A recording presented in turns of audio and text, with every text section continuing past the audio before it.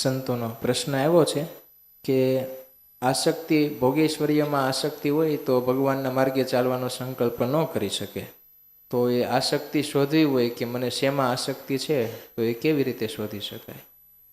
સંકલ્પને આધારે શોધી શકાય. મને મહારાજ એવું કીધું કે સુકાનંદ સ્વામી એક પ્રશ્ન પૂછ્યો છે અંત્યના 35મા વચનામૃતમાં કે આપણી પ્રકૃતિનો સ્વભાવ હોય ને કોઈ આપણને મળ્યો ન હોય, આપણે કી પોસ્ટ ઉપર બેસી ગયા હોય એને કોઈ વતાવી ન શકે, એટલે એને કોઈ મળ્યો ન હોય તો આપણને કેમ ખબર પડે કે ભાઈ આપણને કોઈક રોકે તો તરત જ ખબર પડે, પણ કોઈ રોકનારું ન હોય તો કેમ ખબર પડે?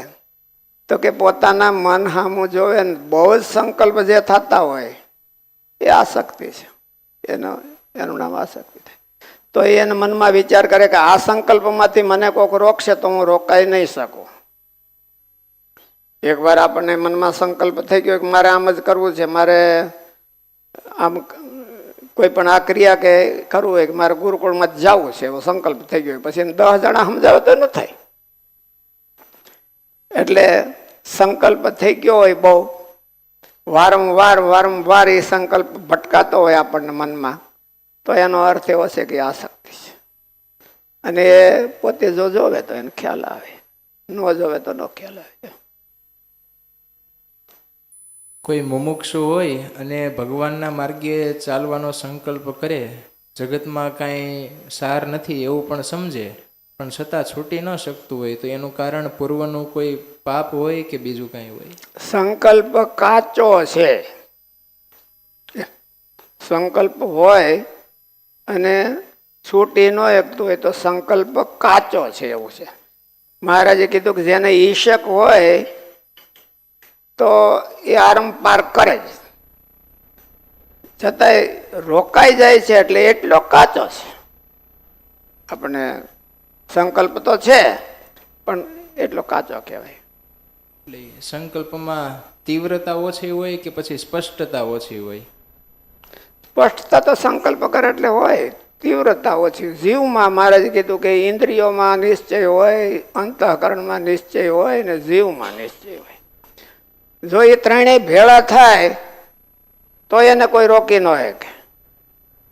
ઉપરથી કર્યો હોય તો એને ઇન્દ્રિયોમાં કહેવાય, પછી એને મનમાં જો બહુ દ્રઢતા થઈ ગઈ હોય તો અંતઃકરણમાં કહેવાય, પણ જો આરંપાર ઉતરી ગયો હોય તો તેને કોઈ એને રોકી શકે નહીં. એટલે ત્રણેયમાં હોય તો એને ઊંડો કહેવાય. જીવમાં હોતે સંકલ્પ થઈ જાય તો એને ઊંડો કહેવાય.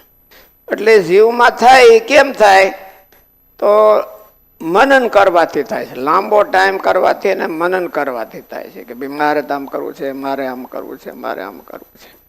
તો એવું મનન કરી રાખે તો થાય.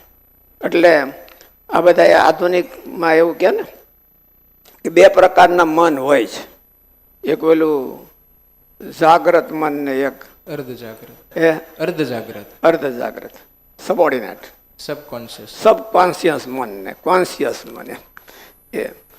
એટલે કોન્શિયસ મન છે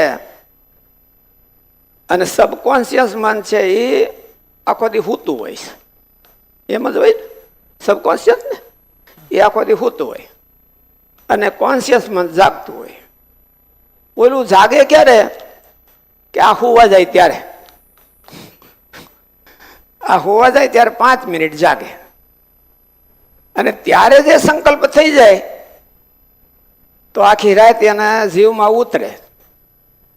અને પછી બીજી વાર ક્યારે જાગે તો કે જાગે ત્યારે 5 મિનિટ જાગે, પછી તરત જ સુઈ જાય. અને આ પેલો પૂરો હાવ જાગી જાય એટલે ઓલું સુઈ જાય એમ.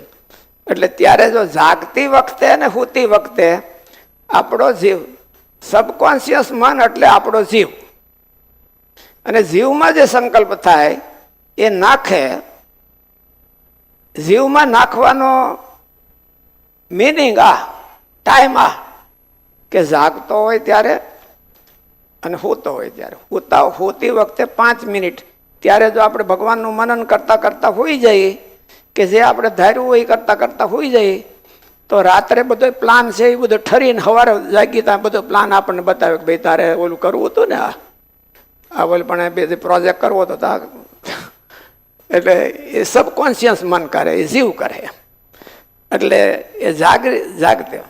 અને ત્રીજો નંબર એ કે લાંબો ટાઈમ એનું મનન કરે તો એ જીવમાં ઉતરી જાય, એ સબકોન્શિયસ મનમાં ઉતરી જાય.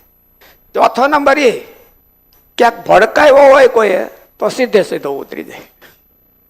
બહુ ભય લાગ્યો હોય ને ભડક્યો હોય, બળદિયો ભડકતો નથી એકદમ, પછી બળદિયો એક ઠેકાણે ભડક્યો હોય ને પછી બીજી વાર જાય જ નહીં. એટલે એની કોઈ કોઈ ભડકાયો હોય તોય જીવમાં ઉતરી જાય. એટલે જીવમાં ઉતારવાના માટે આ